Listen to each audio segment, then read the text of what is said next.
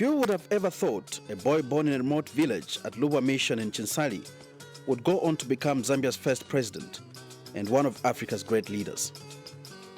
Few too would have ever imagined that the boy born in the same year when the British South Africa Company relinquished power to the colonial office in Britain would be the one to spearhead the fight against colonial rule and eventually succeed in ending it. Kenneth David Kaunda was born on April 28, 1924, from David Julizia Kaunda and Helen Nyamo Nyirenda. His full names are Kenneth David Buchizia Mtepa Kaunda. He was the last born of 8 children, with 5 surviving into adulthood. Kaunda was given the name Buchizia, meaning the unexpected one, for he was born in the 20th year of the marriage of his parents. Kaunda spent his childhood days at Luba Mission, a place founded by his father who opened the Bemba land to Christianity. It was at Luba that the young Kenneth Kaunda started his education and learned how to write and read. Kaunda was only 8 when his father died from a bout of pneumonia. He was the last child his father David saw and blessed before his death. Kaunda almost stopped school after his father's death. School authorities could not allow him back because his mother failed to raise 2 and 6 pence or half a crown. Ironically, this was a school his late father had established. This sad experience was to influence Kaunda's decision to have free education for all children once he took office in 1964. Although Kaunda initially regarded himself as a Chinsali man, his horizon was widened when he went to Munali in Lusaka, the only secondary school for black boys then, which was opened in 1939. It was at Munali where Kaunda interacted with other boys from Northern Province and became more aware of the political situation in the country. Kaunda was returned to Luba in 1943 to teach after completing his 2 grades, Standard 7 and 8, at Munali. It was during his days at Luba, after Munali, that Kaunda and his friends, who included Simon Mwansaka Pwepwe and John Malamasokoni, became politically active. Kaunda recalls that in the company of his friends, who were teachers and members of Chinsali District Welfare Society, they would stage silent protests against colonial authorities who visited the area through the way they dressed. Kaunda and his friends later left Luba in search of employment in Mbeya, Tanzania, before proceeding to Salisbury, Southern Rhodesia, now Zimbabwe. But these international job hunts for Kaunda weren't successful, and he had to return home.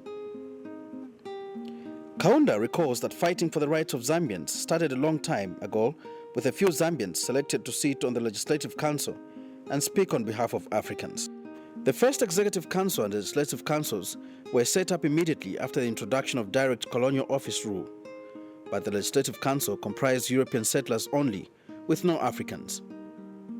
It was only after 1944 that things began to change when the Kitwe African Society, led by Mbekustele Wanika, issued the Kitwe Resolution, which among many things protested against the inappropriate and inadequate representation of African interests in the legislature. The society called for African interests to be represented by Africans elected by Africans. In 1948, the Northern Rhodesia African Congress, which was a forerunner to the African National Congress, ANC, was founded, with Mbekustele Wanika as first President General, with the first slogans, unity and teamwork, and one man, one vote. Dr. Kaunda recalls that his role and that of other young people then was more advisory to the African members of the Advisory Council. At the time the Northern Rhodesia African Congress was founded out of the Federation of Welfare Societies, Kaunda was teaching in Mufulira, but by then he had already made up his mind to dedicate himself to the independence struggle. He left his employment as a teacher and returned to Chinsali. Upon arrival, he engaged in activities that raised high level of political awareness, not only in Chinsali but the rest of Northern Province as well. In 1952, Harry Mwanga Nkumbula was to take over as second President General of the Northern Rhodesia African National Congress and transformed its name to African National Congress. The election of the firebrand Harry, who was fresh from Makerere University, raised the freedom struggle to another level. With his excellent organization abilities, which many had noticed, Kaunda was elected as Secretary General of the African National Congress, ANC, at a party congress held in 1953. The years that followed were active years of political mobilization and organization, and it was not long before Kaunda was arrested together with his president Harry Kumbula for being in possession of what colonialists termed subversive materials. Kaunda's political life changed dramatically starting in 1958.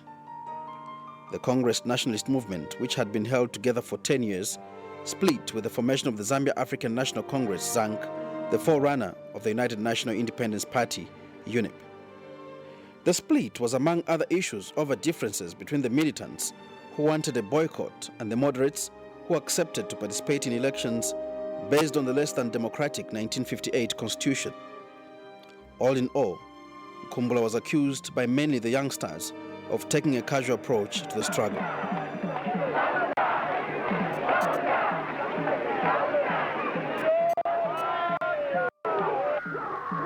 ZANC was, however, not destined to live long. The party had become so militant, vibrant, and aggressive in their mobilization and organization against colonial rule. Its leaders were perceived as radical troublemakers. The party was banned, with its leaders arrested and jailed for 9 months in various parts of the country. The white settlers mocked the ZANC members with a phrase they termed Zafelatu, meaning ZANC was dead and dead for good. The campaign by Kaunda's group had 2 major results. First, the British government modified the federation policy and eventually agreed to discard it. And secondly, and most importantly, the imprisonment of Kaunda and other militant leaders elevated them to the status of national heroes in the eyes of the people. Thus, from 1960 on, the nationwide support of Zambia's independence movement was secured, as was too the dominant status of Kenneth Kaunda.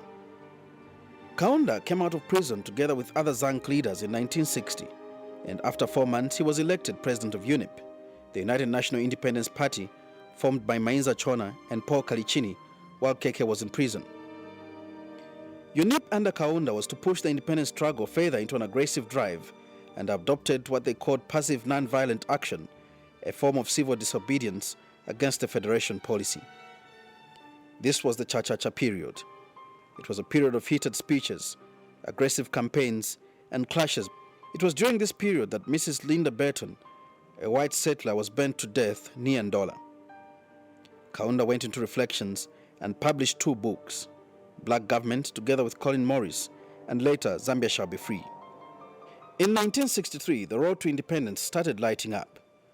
Following an election under which the ANC and UNIP later went into a pact, a coalition government was formed with UNIP securing 14 seats, ANC 7, while the UFP held 16 seats. Kaunda, known to some then as Mr. UNIP, entered the Legislative and Executive Council for the first time as Minister of Local Government.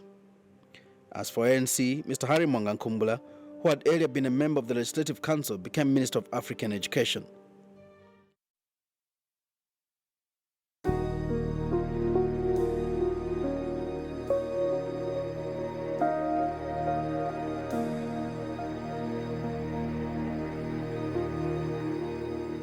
In much of his work, Kaunda was guided by the philosophy of humanism, which put a human being at the center of everything. We are speaking of 2 lines of evil in the society of man today. One, exploitative international capital, with its offshoots of imperialism, colonialism, neo-colonialism, Zionism, fascism, racism, and apartheid. On one hand. On the other hand, you have poverty and its offshoots of hunger, ignorance, disease, crime, corruption, and above all, exploitation of man by man. But events, mainly international, were to shatter Kaunda's mainly socialist policies aimed at national development. In 1973, the massive increase in the price of oil was followed by a slump in copper prices in 1975, and a serious reduction in export earnings. This resulted in Zambia having a massive balance of payments crisis and debt to the International Monetary Fund, IMF. It also derailed further development plans that pushed for major investment in infrastructure and manufacturing. With the economic situation becoming almost unbearable, in the late 1980s, agitation for multi-party system of governance was equally gaining ground. Public discontent against Kaunda's government was growing, and a drastic government economic austerity plan did not help matters. It had instead provoked a wave of unrest. This situation indirectly begged for intervention, and a group of economists, businessmen, lawyers, and many others from various walks of life gathered at Garden House Motel in Lusaka in July 1990 to look at a multi-party option. The Movement for Multi-Party Democracy, MMD, was born. It immediately gained ground and was assuming influence and authority with each passing day. Dr. Kaunda eventually gave in to calls for a multi-party democracy. He announced the bold decision during the opening of a National Council meeting of his United National Independence Party, UNIP. Here, he proposed constitutional amendments to restore multi-party democracy and parliamentary and presidential elections by October 1991. In effect, Dr. Kaunda had agreed to cut short his rule by 2 years and call early elections, a feat many describe to date as unprecedented on the continent. At a time when one-party states were common and when many leaders had a strong grip on governments, few would have expected KK, as he was fondly known, to cut down his reign. He had also decided the nation would not have a referendum because he did not want to divide the people. Was it a question of confidence or just facing reality, or indeed a decision guided by the need to safeguard peace? October 31, 1991, Zambia held its first multi-party elections for parliament and the presidency since the 1960s. MMD's candidate, Frederick Chiluba, won the presidential election over Kenneth Kaunda with 81% of the vote. I, Frederick Jacob Chiluba, having been constitutionally elected to the office of President of the Republic of Zambia. To add the MMD landslide in the parliamentary elections, the MMD won 125 of the 150 elected seats and UNIP the remaining 25. After leaving office, Dr. Kaunda had a rough time trying to settle. He had no house and was to be accommodated at a mine guest house where he was later evicted by the Dr. Frederick Chiluba government. KK stepped down as UNIP leader in 1992. However, he returned to active politics in 1995 with the party sidelining Kebim Sokotwane, who had assumed the leadership of UNIP. His return was, however, not a smooth one. KK was barred from contesting the presidency in the 1996 general elections by a change in the constitution. He was later arrested on Christmas Day in 1997 on allegations of concealing knowledge of an attempted coup that happened in October that same year. To Kaunda, it was unthinkable that he could be linked to a coup plot when he had advocated non-violence all his life. He started a hunger strike to push government to release him and to protest his innocence. As part of the protest, Dr. Kaunda also stopped shaving. The arrest was not the end of his political problems. In 1999, a court ruled that KK should be stripped of his citizenship because his parents were from Malawi. KK mounted a legal challenge and his citizenship was restored. In 2000, KK finally bowed out of active politics and diverted his energies to the fight against HIV and AIDS and to the Kenneth Kaunda Children's Foundation. Although the international community recognized KK's role with various awards, in Zambia, Kaunda's integrity was to be fully restored almost 12 years after he left office by President Levi Mwanawasa. Whereby you have selflessly dedicated your whole life to the liberation of Africa with space. He was decorated with the medal known as Order of the Eagle of Zambia, First Division, for his eminent role as statesman.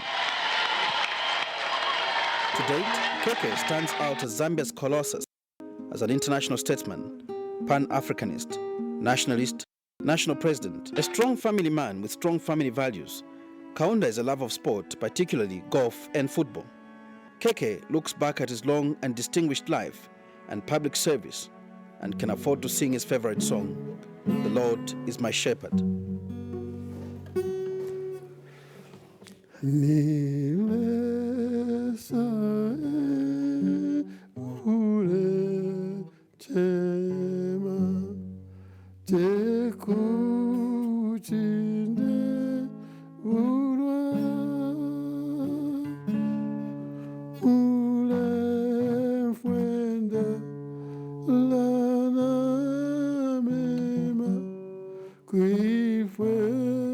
to